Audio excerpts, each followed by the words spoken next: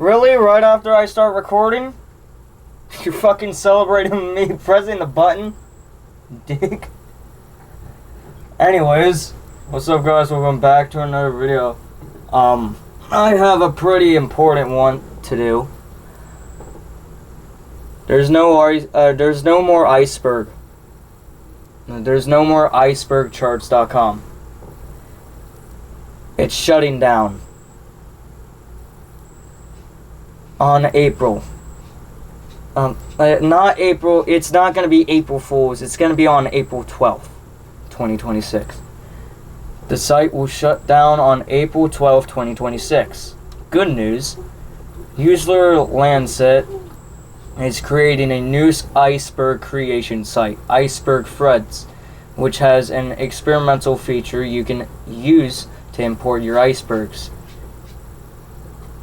Dear users, unfortunately I have to shut the site down. Before I explain why, know that everyone can export their icebergs on their settings page with the request of an archive of all my profile and iceberg data button. You will receive a notification when the export is ready. Should take maybe 5 minutes and a download archive button will appear. The icebergs are exported as both raw.json data and .html files, which together with the static folder that contains the images of and necessary scripts work independently of icebergcharts.com. You can view them with a browser or serve them on your own websites if you have one.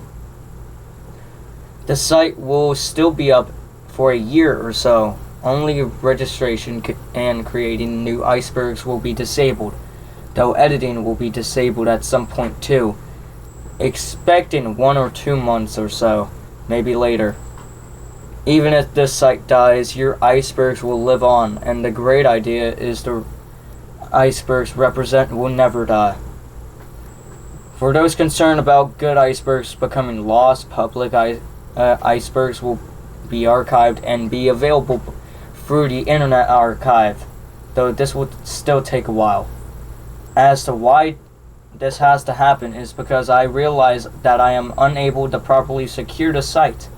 Last year, someone managed to access my developer account, and only a few days ago I discovered a hacking attempt. In both cases, I'm still unable to tell how they did it, or what they did, and if they behaved maliciously, whatever. And if the incidents may be related, something like this might really affect all users. I cannot guarantee the security or privacy of the site. Furthermore, the site has also been brought down several times by denial of service attacks and extreme, non-consensual, illegal AI scrapping. It also gets frequently scanned for vulnerabilities by malicious scanners, and with AI becoming smarter, I expect this is to only get worse and more dangerous. These are the reasons I have to shut the site down now. But there's also another problem which has been weighing on me for a long time, and sooner than later would have been another sufficient reason. The amount of work and time required for moderation, approving icebergs, responding to moderation reports, and banning users when necessary. When they break the content rules or terms of service, banning users altogether has only rarely been necessary. 99.9% of the users behave perfectly fine. It's maybe just 0.1% of it all users whose behavior has been a problem. But due to some, I even had to get the police involved. The larger the site got, the more frequent and worse these incidents became. Shut up! It could only last this long as it did because it grew slowly enough that I could somewhat keep up with the moderation. The time the volunteer moderators, or I could check every entry on every iceberg has long passed, though. And the moderation gaze grow increasingly long. Moderation is an incredibly emotionally exhausting, stressful, and most thankless task. I encountered a lot of hatred and people with a presumptuous sense of entitlement, dissatisfied with the rules or my decisions, despite these being the only way for me to run the site in a good conscience and relative inner peace. I do hope they learn to program and create their own sites, learn what it takes to make and maintain something like this, to have such responsibility, to bear the cost. I was hoping for alternative sites to appear for a while, but some people prefer keeping complaining instead. Despite those gloomy news,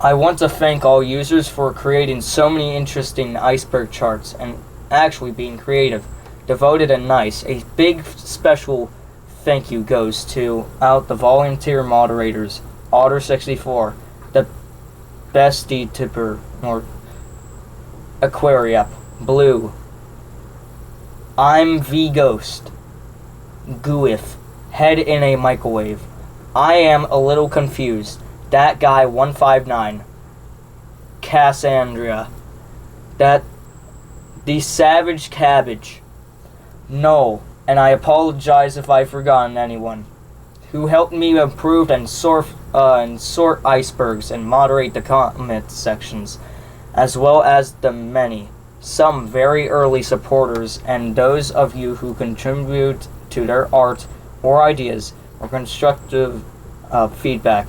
Thanks to all of you, I consider this site to have been a success. I wish you all the best. Coda, icebergcharts.com admin. A note for technologists. Our programming languages and operating systems are shit!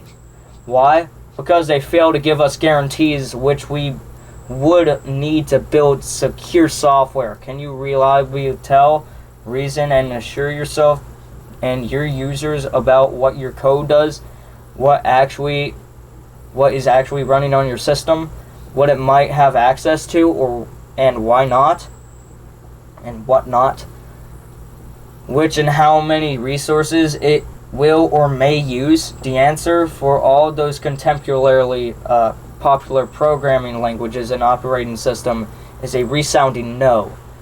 Usually, any part of a program's code may access to any other part, or anything in the file system or networks. This is horrendous. A single compromise compromises the entire system irreversibly.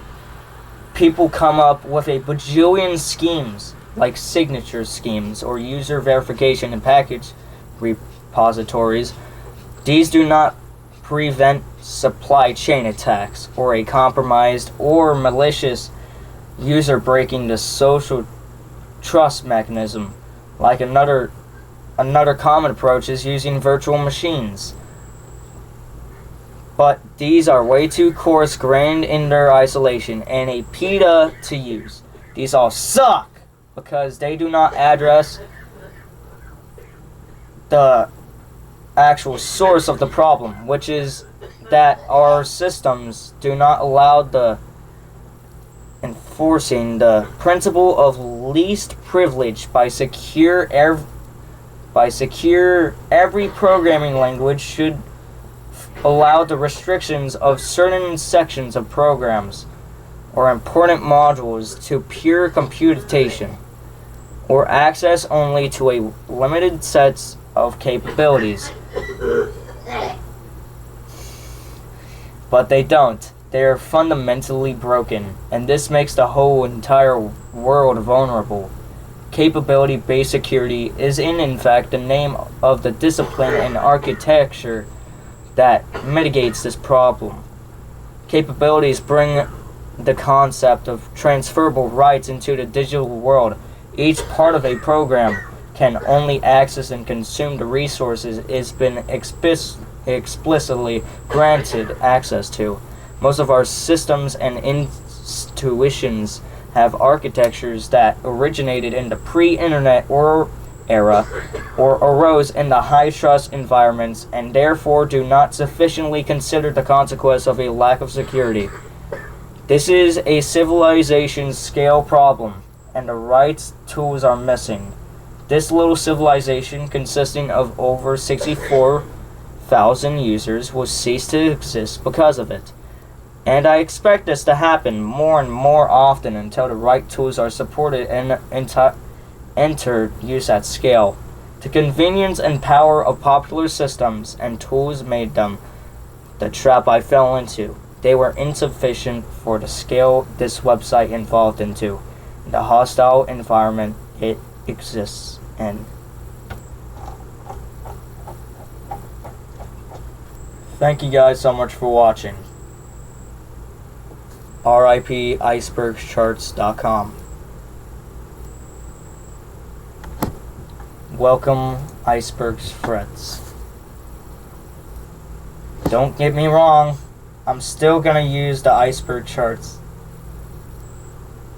I'm still gonna do that.